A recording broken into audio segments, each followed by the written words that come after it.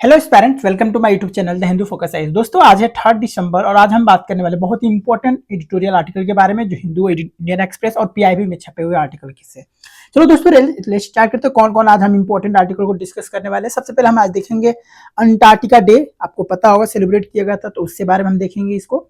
दूसरा देखेंगे bio remediation, third देखेंगे oral cancer and fourth urban census and last में आपको पता होगा कि प्रीलिम्स फोकस से रिलेटेड क्वेश्चन को देखने वाले हैं। तो टारगेट बैच में स्टार्ट करते हैं। सबसे पहले पहला आर्टिकल को, सबसे पहले अंटार्कटिका डे। आपको पता होगा कि जो एनसीपीओआर है उन्होंने become the anchors of the India the polar oceanic exploration, Goa के जो गवर्नर है उन्होंने इस चीज को पूरी तरह से सेटिस्फाइड किया है। आपको पता होगा कि एनसीपीओआर का फुल फॉर्म क्या होता है, national centre for polars and ocean research has become the anchors of the India the polars and oceanic exploration. The Shri जो पुष्पति अशोक है उन्होंने गजपति रज्जू, ये honourable governor of the Goa, उन्होंने इस चीज को बताया। अब देखो, बात करते हैं अंटार्कटिका डे। आपको पता होगा कि एवरी ईयर 1 दिसंबर को mark the significance Antarctica treaty 1959 में जब ट्रीटी की गई थी। अब सिग्नेचरी में कौन कौन से कंट्री थे? अर्जेंटीना था, ऑस्ट्रेलिया था, Belgium, Chile's, France, Japan, New Zealand, Norway, South Africa and USSR, UK and USA, ये सब कंट्री वहां पर थे। ट्रीटी जो साइन की थी उसमें फोर्स है 23 जून 1961 में ये फोर्स में आती है और India become the signatory in the 1983 और इंडिया 1983 में सिग्नेटरी का मेंबर बनता है। आपको पता होगा कि India also enacted the Indian Antarctica bills इन 2002, उन्होंने इनेक्टेड किया था, ठीक है।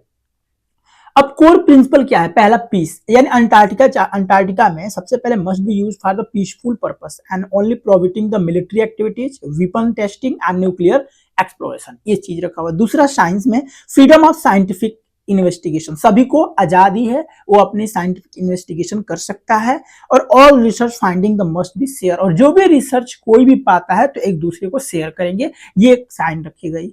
For international corporation में it promote the harmonious cooperation among the nation regarding the governance and use the continent। अब अंटार्कटिका में coldest and widest and driest continent on the earth, आपको पता होगा वहां पे पाया जाता है। Covered by the massive ice and sheet holding the 70% of the world का फ्रेश वाटर करता है। यूनिक वाइल्ड लाइफ एडेप्टेशन है, एग्जांपल जैसे antifreeze, proteins in fish and notothenioid D, ठीक है। अब क्लाइमेट एंड जियोग्राफी की अगर बात करें तो extreme environment, coldest, driest, widest region on the planets, polar desert, the most area receive the less than 50 mm of the precipitation annually। Ice cover है यहाँ पर 98% कंटिनेंट जो कवर करता है आइस से, जो आइस शीट है 1 माइल थिकनेस, इसकी एवरेज भी देखा गया है। टेम्परेचर रिकॉर्ड किया गया है, coldest temperature record on the earth 82.2 degree Celsius -128.6 के आसपास, -89.2 डिग्री सेल्सियस यहाँ पर टेम्परेचर को मेजरमेंट किया गया है। अब ये चीज देख सकते हैं, ये है ईस्ट अंटार्कटिका का, ये इधर से चला तो आप देख सकते हैं इधर पूरी तरह से, यानी वेडलेट सी इधर साइड में आ जाएगा, अंडरन सी इधर आ जाएगा, रोज सी आ जाएगा, ये साउथ का इलाका हो जाएगा। तो आप इस चीज को पूरी तरह से अंटार्कटिका में घूमता रहता है, ठीक है। ये ईस्ट अंटार्कटिका है, ये वेस्ट अंटार्कटिका है, ठीक है। अंटार्कटिका पेनिसुला रीजन ये वाला रीजन हो जाएगा आपका, ठीक है। चलो, national centre for polar and ocean research, जिसे हम बोले गए हैं एनसीपीओआर बोला गया, ये क्या है? तो India is the premier research and development institution for polars and southern ocean research के लिए है। Autonomous institute under the ministry of earth and science, जिस तरह करता है। इसकी स्थापना 1989 में हुआ था। हेडक्वार्टर इसकी वास्को डी गामा यानी गोवा में रखा गया है। वास्को डी गामा आपको पता होगा गोवा के। रिसर्च स्टेशन की बात करें तो अंटार्कटिका की सबसे पहले मैत्री, आपको पता होगा ऑपरेशन रिसर्च स्टेशन है। Bharati, the state of the art of the modern station. Arctic में कौन कौन से स्टेशन है इंडिया का? तो Himadri, India is the permanent Arctic research base है। हिमालय रीजन में क्या है? हिमंस यानी हाई एल्टीट्यूड रिसर्च स्टेशन है फॉर क्राइसोफोर स्टडीज के लिए हम रखे गए। तो ये तीन चीज आप देख सकते हो, अंटार्कटिका, आर्टिक और हिमालय रीजन में 3 जगह स्टेशन इंडिया ने बना रखा है।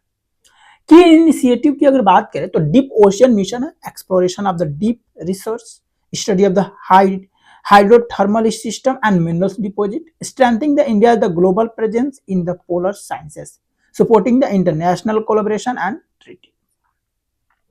न्यू अनाउंसमेंट की अगर बात करें तो NCPOR director and doctor Thamban Melathon announces the two significant government approvals. The new state of the art and Antarctica research station, जिसे मैत्री सेकेंड जो रखी गई है. India is the first indigenous ice class research. The both marks measure the advancement in India and scientific strategic presence in the polar region. Prelims के perspective से ये question हो सकता है कि बताओ बच्चों, consider the following statement regarding the NCPOR के अनुसार it is the nodal agency for managing the India Antarctica programme. क्या बात सही है? तो बच्चों ये बात 100% सही है. दूसरा है its function under the ministry of environment forest and climate. ये गलत है, इसका कोई भाई ये मिनिस्ट्री के अंतर्गत आता नहीं. तो ये क्या हुआ, पहला का ए सही होगा. चलो दूसरा अगर बात करते हैं बायो रेमिडिएशन. आपका why does the India need the bio remediation, क्यों जरूरत है भाई इंडिया को, क्या क्या ऐसे जरूरत पड़ गई है? तो चलो इसके बारे में देखते हैं. देखो आपको पता है, पहले ये देख लो कि बायो रेमिडिएशन होता क्या है. The use of microorganism जैसे bacteria, fungi, algae, the plant to degrades and deoxifies and transfer the pollutants into the harmless substance जिससे वाटर, CO2, ऑर्गेनिक एसिड. आपको पता होगा जितने भी ऑर्गेनिक माइक्रो ऑर्गेनिक ऑर्गेनिज्म है जैसे बैक्टीरिया, फंजाई, एल्गी, जो प्लांट होते हैं ये सब डिग्रेड करके और डीऑक्सीफाई करने के बाद ये ट्रांसपोर्ट हो जाते हैं पॉल्यूटेड में, और किसको हार्मलेस पहुंचाते हैं? वाटर को, CO2 को, ऑर्गेनिक एसिड को. तो इसको बोलते हैं बायो रेमिडिएशन. टारगेट क्या करता है? सबसे oil spills, pesticide, heavy metals, plastic, sewage polluted, इन सबको ज्यादा ये टारगेट करते हैं. मैकेनिज्म क्या है? The pollutants are the use as a food, broken and down biological. Type of bioremediation की बात करें तो दो टाइप के होते हैं, एक होते हैं C2 और एक होता है एक्स C2. यानी इन सिटु बायो रेमिडिएशन में treatment conduct as a contaminated site itself. जैसे एग्जांपल के लिए oil eating, bacteria spray on the water bodies and bioventing and बायोस्प्रे.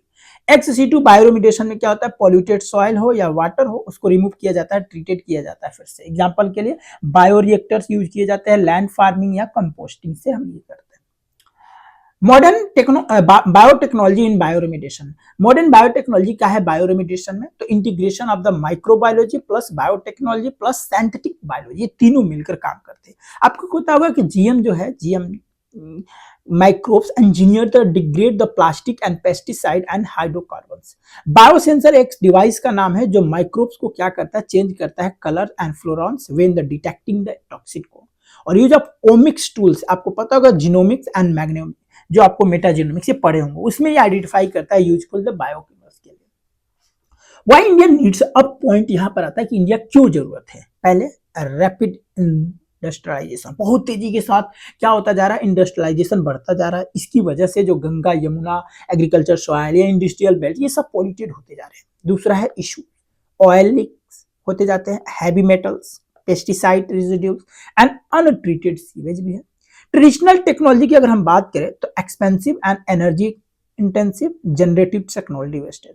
Bio remediation advantage की फायदा है, low cost, scalable, eco friendly, minimal, secondary and pollution. ठीक है. दूसरा अगर हम बात करते हैं, India is the rich indigenous microbial diversity enhance the efficiency. ठीक है. अब स्टेटस इन इंडिया की बात करें तो गवर्नमेंट एंड रिसर्च में सबसे पहले DBT यानी क्लीन टेक्नोलॉजी प्रोग्राम, जिसे सपोर्ट करता है bio remediation research and development. CSIR, NEERT, NRI जिसे बोला है nodal institute for applied bio remediation solution. IIT जो है cotton based nano composite for oil spills के लिए बना रहा है, सॉइल माइक्रोबियल आइडेंटिफिकेशन करके डिग्रेड करके टॉक्सिक पोल्यूशन को भी निकाल रहा है. ग्लोबल प्रैक्टिसेस की अगर बात करें, जापान अभी काम कर रहा है इंटीग्रेटेड प्लांट माइक्रोबियल सिस्टम पर फॉर अर्बन वेस्ट के लिए. यूरोपियन यूनियन भी काम कर रहे हैं cross border microbial project for oil spill cleaner के लिए. और चाइना तो ऑलरेडी काम कर रहा है uses engineers bacteria for soil remediation under its soil pollutant control framework के लिए. अब प्रीलिम्स के पर्सपेक्टिव से ये क्वेश्चन हो सकता है पहला कि in situ bioremediation require the removal of contaminated oil, soil and treatment in the control. देखो बच्चों, सबसे पहली बात तो ये गलत आ गया है, क्योंकि ये जो लाइन लिखा हुआ है ये इन सीटू के लिए नहीं, ये एक्स सीटू के लिए, तो इसलिए पहला तो गलत हो गया. दूसरा देखते हैं, जेनेटिकली मॉडिफाइड GN जिसे बोला गया microbes can be used degrade pollutant that natural microbes can not be efficient process. बात सही है. ठीक है, क्योंकि ये लाइन को हमने पढ़ा था तो इसलिए इसमें B नंबर इज सही आंसर. चलो नेक्स्ट अगर बात करते हैं genetic clouds and to oral cancer among the Indian women की। आपको पता होगा कि भारतीय महिला में बहुत ज्यादा ओरल कैंसर देखने को मिलता है, तो इसके लिए हम ये आज का जो आर्टिकल है इसमें दिया हुआ है, department of science and technology ने इसको पब्लिश किया है जेनेटिकली। तो देखो सबसे पहले India has one of the world largest the highest burden of the oral cancer, सबसे ज्यादा बताओ इंडिया में हो रहा है, और very high the prevalence among the women in southern and नदर इंडिया में सबसे ज्यादा देखने को मिलता है। लिंक क्या है? Chewing the tobacco infuse the betel quid gutka कुड़पुड़ी regional tobacco lines mixtures used by the women in Kolars and Karnataka. Oral cancer research in India has a focus the mostly on men यानी women under the study के लिए। Study highlight की अगर बात करें तो women focus करते हैं cohort यानी n equal to 38 with the tobacco and chewing the habit कुटुपड़ी। Publish in the clinicals and transitional medicine journal के लिए। Identify the drive mutation and causing the aggressive and cancer in women. Methods की बात करें तो whole exome sequencing जिसे WS बोला plus copy numbers, arrange the profile of tumours, matches, blood sample, ये सबसे देखा जा रहा है। डीपिंग लर्निंग AI यूज किया जा रहा है डिग्निफाई एनालिसिस के लिए, जो ट्यूमर जो टिश्यू होते हैं उनको कैरेक्टरिस्टिक को आइडेंटिफाई किया 10 सिग्निफिकेंट जो म्यूटेड जीन्स को। की जेनेटिक फाइंडिंग अगर हम बात करें सबसे पहले तो आपको पता होगा CASP और TP53 जो है दोनों the most commonly muted. Unique discovery में पता किया कि जो म्यूटेशन एक्ट करता है ड्राइवर्स म्यूटेशन, ठीक है, in the women the unlike the male dominant study में को म्यूटेशन ऑफ कैस जो है 8+ TP53 द हाईली एग्रेसिव होते हैं नेचर में, रिकरेंट है पूरी तरह से लीदर ट्यूमर फेनोटाइप की तरह। Finding the required the larger cohort validations but providing the strong clinical insight.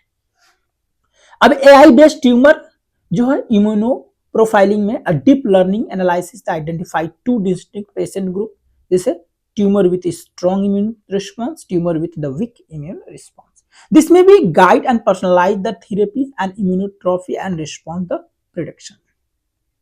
Significance for India के लिए क्या है? The first female focus oral cancer genetic study in India, सबसे पहले स्टडी किया गया था, और suppose precision in the medicine for the regional and gender specific cancer pattern के लिए। हाईलाइट देखा जाए तो अर्जेंट नीड है इसके लिए, included women in cancer genomic research के लिए, बढ़ती हुई चीज के लिए, high risk and tobacco and chewing, सबसे ज्यादा टोबैको पीने से भी हो रहा है।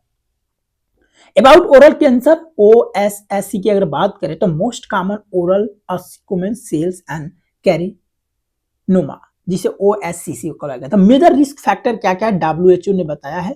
टोबैको चेविंग सबसे ज्यादा, दूसरा alcohol, areca nuts, HIV infections. India is the compare to the west, ये सबसे ज्यादा है। अबाउट TP53 एंड CAPS8 की अगर बात करें तो TP53 क्या है? ट्यूमर सप्रेस जीन्स जिसे a guardian of the genome कहा गया है, और कैस्प की अगर बात करें इन्वॉल्व इन द एपोटिस यानी जो प्रोग्राम है सेल डेथ के लिए, mutation allow the cancer and cell to the event death के लिए। प्रीलिम्स पर्सपेक्टिव से क्वेश्चन बन सकता है recording the recent genetic finding on oral cancer in India in women. क्या है? Study identify the CASP8 as a major driver mutation specifically in the female and oral cancer patients के लिए। आपको पता होगा तो भाई मैंने बोला ये तो 100% है, ये चीज मैंने बता दिया। The Indian study the use the whole genomic study the mutation है, ये गलत बात है, तो दूसरा गलत है, पहला सही यानी ए इज राइट आंसर हो जाएगा। चलो अर्बन सेंसस की अगर बात करें, capturing the urban dynamics in the 2027 census. अब देखो यहाँ पर क्या है, according to census a place is urban only if क्या होनी चाहिए वहां पर पॉपुलेशन जो अभी 5000 से अधिक होना चाहिए, ठीक है, तो वो बोला जाएगा कि अर्बन है। पॉपुलेशन डेंसिटी यानी 400 प्रति स्क्वायर किलोमीटर, यानी 1 किलोमीटर में 400 लोग की होनी चाहिए, एंड 75% से अधिक the female worker in the non agriculture work में होना चाहिए, तो ये एक बोला जाता है कि अर्बन एरिया है। अब अर्बनाइजेशन इन इंडिया की अगर बात करें तो अर्बनाइजेशन रेट इन इंडिया की 2030 के अनुसार 40.76 of Indian will live in the urban area. 25 में ये बढ़कर क्या हो जाएगा 43.2% हो जाएगा, और 2025 में ये लोग एक क्रॉस 50% लोग अर्बन एरिया में पूरी तरह से ये शिफ्ट हो जाएंगे। इकोनॉमिक कंट्रीब्यूशन ऑफ साइट्स की अगर हम बात करें सबसे पहले तो साइट जो है occupy only the 3% of the India the land area, but they contribute the 60% of the India's GDP, expected to contribute the 25% of GDP by 2035 तक, various global estimation है। प्रॉब्लम्स इन अर्बन सेंसस में क्या है problem? सबसे पहले conservative definition of urban, आपको पता होगा may to lead under estimated of urbanisation and 31% in 2001, the World Bank estimate of 55%. Binary urban versus rural classification है, village undergoing the in situ urbanisation, area still the treated as rural, fragmented administrative boundaries है पूरी तरह से, ये भी देख लो. No real time data updating, सरकार टाइम पर ये रियल डेटा अपडेट नहीं कर पाती है. Lack of the granule special mapping है पूरी तरह से. प्राइवेसी कंसर्न को रिलेटेड है पूरी तरह से. और unrecorded the informal and peri urban growth के लिए ये भी एक समस्या है.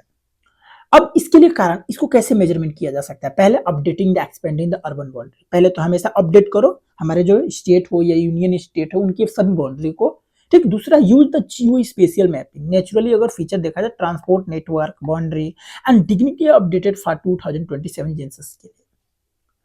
House hold geotagging and digital census का यूज किया जाए. India will be the geotag all houses conduct the first fully digital census in 2027 में. Economic and land use based urban criteria रखा जाए. नीति आयोग ने डेवलपिंग किया है कि new method for redefine the boundary using the economic data. देखो mains के perspective से ये क्वेश्चन है, 10 मार्क्स का ये क्वेश्चन है और 2 पेज में इसको आंसर आप लिख सकते हैं. और ये इंडिया इज अर्बनाइजिंग रैपिडली, तेजी के साथ बढ़ता जा रहा है, but it's a restricted definition of urban prevent and. आपको बस कुछ करना है, पहले अर्बन का एक डेफिनेशन दे दो, उसके बाद आप इसके लिए कुछ रिस्ट्रिक्टिव डेफिनेशन में और दूसरा प्रिवेंट लिख सकते हैं, और उसके बाद इसमें कुछ ट्रांसपोर्टेशन जो डिस्कस हो रही है थोड़ा सा आप दिखा सकते हैं अर्बन और रूरल एरिया का डिफरेंस भी. देखो प्रीलिम्स फोकस का पहला आज का टॉपिक है ब्रह्म कुमारी. आपको एनुअल थीम लॉन्च हुआ है 2025-26 के लिए ओकेजन में. The president of India grace the launch ceremony about the organisation a global spiritual movement led by women and focus the personal transformation and world renewals the Raj yoga meditation. इसकी स्थापना 1933 in India में हुई थी, 1937 में. और global presence की बात करें तो स्प्रेड अक्रॉस द 100 से भी अधिक कंट्री यहाँ पर है इंटरनेशनल एनजीओ की. और एनुअल थीम बात करें 2025-26 के लिए तो meditation for world unity and trust के लिए एनुअल थीम है. India is the names for the Mars creators. देखो आपको पता होगा कि अभी हाल ही में यू ने अप्रूव किया है आपको 7 Indian names of the Martian geological features. 7 नाम का है. पहला Krishnan palaces, the named after the renowned geologist mister जो MS कृष्णन है, the first Indian to become the director of geological survey of India 1961. दूसरा है वर्कला. देखो वर्कला की बात करें तो केरला द फेमस टूरिस्ट बीच है जियोलॉजिकल सिग्निफिकेंस के लिए, तो इसको रखा रीनेम किया गया after the maritime evolution of the close. Third की बात करें तो वेलियामाला के बाद the home of Indian institute of space technology इसको रखा. And Thumba the ISRO Vikram Saramati space research centre birth place है ये. और पेरियार जो केरला का लॉन्गेस्ट रिवर 300 किलोमीटर रिप्रेजेंट करती है जियोग्राफिकल फीचर ऑफ मैपिंग के लिए. बेकाल जो मिड 7th सेंचुरी में आपको पता होगा कि fort in the northern Kerala strategic historic site and tourist destination. Gangas geographical features not a separated characters. ठीक है, आप मार्स क्रिएटर को एक चीज को देख सकते हैं, ये पूरी तरह से कृष्णन, अटाका, बेकाल्स और कृष्णपुला जिसे थम्बनम बोला गया, पेरियार रिवर, ये सारी चीजें इसमें साथ इसके.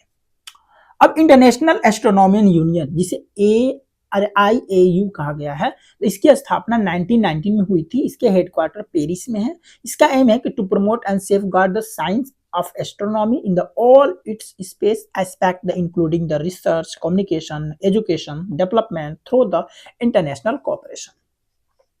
प्रीलिम्स प्रैक्टिस की अगर बात करें तो इसका आंसर क्या होना चाहिए बताओ. वर्कला जो है creator the recent seen in the news isolated which of the following celestial body. अभी मैंने बताया, अभी तो न्यूज में आया था मार्स. ठीक है, तो Mars is a right answer. तो दोस्तों आज का हमारा द हिंदू ट्यूटोरियल यही पर समाप्त होता है. फिर कल मिलेंगे एक नए ट्यूटोरियल के साथ. तब तक के लिए धन्यवाद. चैनल को सब्सक्राइब कीजिए, शेयर कीजिए ताकि और लोगों तक ये जा सके और उनका हेल्प हो सके. धन्यवाद.